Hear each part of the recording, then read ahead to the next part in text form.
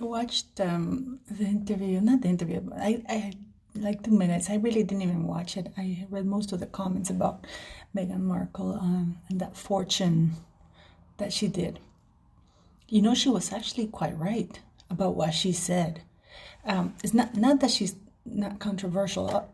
It's because it gave me an insight as to how she thinks. Because you see, she doesn't think she does anything wrong.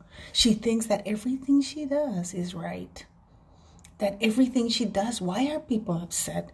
I am behaving correctly. She sees nothing wrong with her behavior. That should send red flags to anybody who listened to that, to her. You know, she sees nothing wrong with having lied to an entire nation and the world, basically.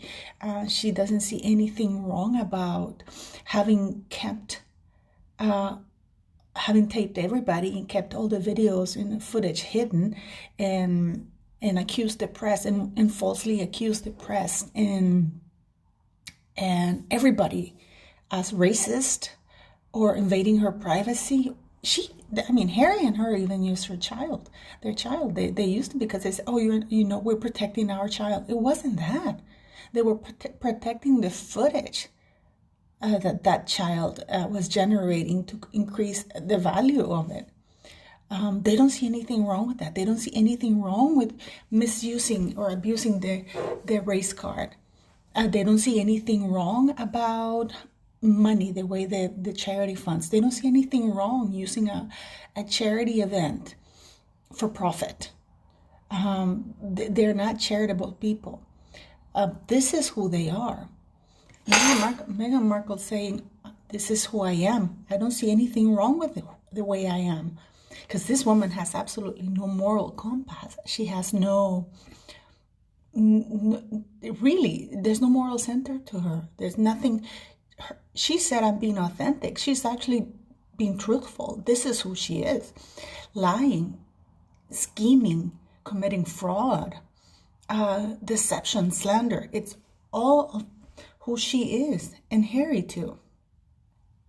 I'm also surprised about how people don't pick on that. You know, people are going on, oh, outrage. They have footage that they are gonna, they have sold to Netflix. Are we really, really surprised? I've been saying this for 19 months. And again, I was called a racist. I was called a fat old cow pig, even though I'm not fat, but there's nothing wrong with being, chubby on the side to have love handles and stuff like that. But I was called everything, every name in the book. And I've consistently been saying that they have been recording these. Make sure, you'll see that one of the footages is going to be of Meghan when she did that secret surprise visit to that school when she was in England, the last time she was in England. Remember, there was some footage that she was walking through the children. It's going to be her. I mean, everything. You're going to see now people are, the penny has dropped. And what's worse is that the royal family have known about it and they've done nothing to stop them. They have done nothing, absolutely nothing to stop them, which is actually quite awful if you think about it, because they have allowed this fraud to continue. And this is a fraud against the UK because they used the UK's funds. And now Harry's come out saying that he hates England or he never liked England, but he sure as hell took all the money and the privileges that came with the royal title and the funds that the UK people provided for him, for his lifestyle, for him to travel all over the world. And no, Prince Harry wasn't uncomfortable sitting on that bench with Meghan Markle. The reason why you see him so angry is not because he doesn't believe in what he's saying. He does believe that. What he is angry is that people don't react positively to his words like they used to. He doesn't have Buckingham Palace PR machine turning everything around in his favor, swaying the public opinion of him. Like when he did. I mean, I am extremely surprised. I have never liked him because I'm amazed. You have to give it to Buckingham Palace that they managed to turn around his swastika incident into, oh, I still hear people say this, oh, he's just a poor boy. He wasn't a poor boy. I think he was in his late teens, and he should know better. And yet, to date, people are still saying, oh, he was so confused. No, he isn't. And for some reason, which still eludes me, I don't understand why people talk about him as though he's an only child. Prince William was there. I'm being a bit naughty here on this one, but I ran into this article of Ken Wharf. I think he was the bodyguard for Princess Diana. And he's talking about a trip to Spain that he made with Prince Charles and Princess Diana. And he talks there that Prince Diana confided in him about, Prince Charles and Mistress Camilla and her affair with James Hewitt. And Prince William was only like a couple months old. So this means that Princess Diana did know James Hewitt much earlier than what they're letting on. At least that's what he said in this interview. And this is, Ken Wharf, her bodyguard. And he comes across as a good egg. So it makes you wonder if it's, if Prince Harry's father is actually James Hewitt. I mean, why not? If the princess was having an affair with the guy way earlier, and I mean, Harry does look a lot like him. God damn, he has a lot like him. I don't understand why this hasn't been addressed. Because it's not the first time that somebody says that Princess Diana knew James Hewitt before, prior to when they say that she did. If Prince William was only 2-3 months and Princess Diana is already talking about her affair with this guy, clearly that affair has been ongoing for quite some time.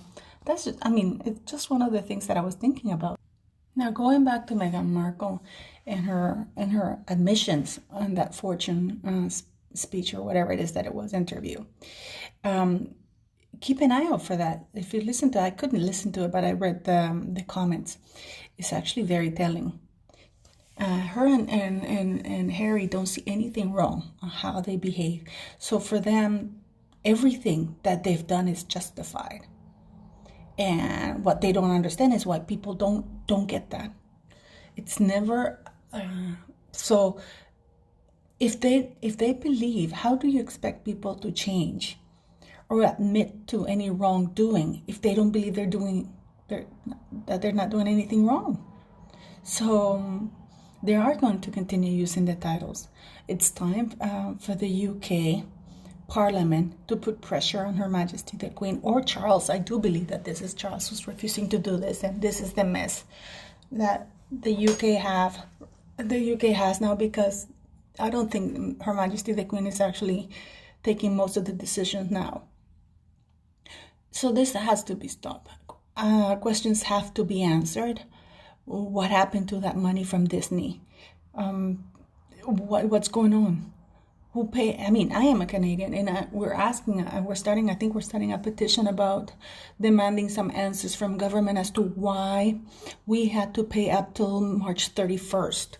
Because the deal is that we only pay for security when they're in official visits.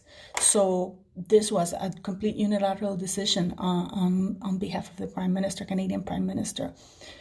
So we are writing up a petition to question why this was done and how much actually was spent, and we want our money back. The UK people keep going on that they have no choice, that Charles has to be the next king. Not necessarily. Laws can be amended and changed constantly to suit the times. Charles is not, can you imagine Charles being the head of the Church of England? This is a guy who it's so ambivalent. He went on, I think he's on public record saying that he wants to be the defender of all faiths. I mean, this guy is so deluded. He thinks he's going to defend, he thinks he's better than the Pope. I mean, really? He wants to be the defender of all faith. Can you believe that? This is how deluded this man is. So it's no surprise that Harry's the same. Harry, don't forget, he has already accused the sitting president of the United States of having blood in his hands. He's accusing him of murder. He has been constantly denigrating the president of the United States. This guy's an idiot. And to this day, he's still featured on the website, the royal website, as a working royal who represents the UK interests abroad, overseas. So what's happening? Now, just let this sink in. If they both believe that they've done nothing wrong, that everything they do and say is not controversial, and that it's okay, and they're actually outraged by the fact that people actually question them, and they see the press calling them on their behavior as attacks, because that's the only way you can think of it if you believe that everything you do is right.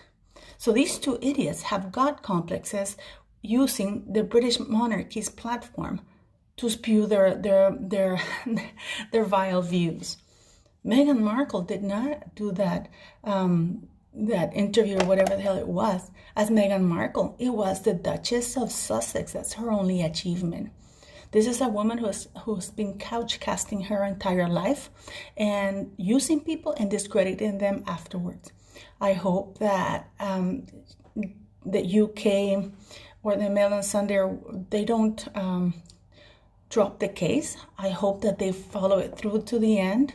Now, another little piece of information is that where's Carolyn Durand? There's, people are very focused on Omid Scooby, I think his name is.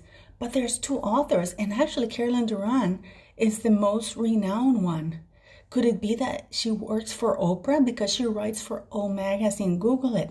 She writes for O Magazine, and yet, you would think that they would contact her, or her words would have more of an impact, because she is a senior author. She's a published author, but nobody's calling her, nobody's questioning her.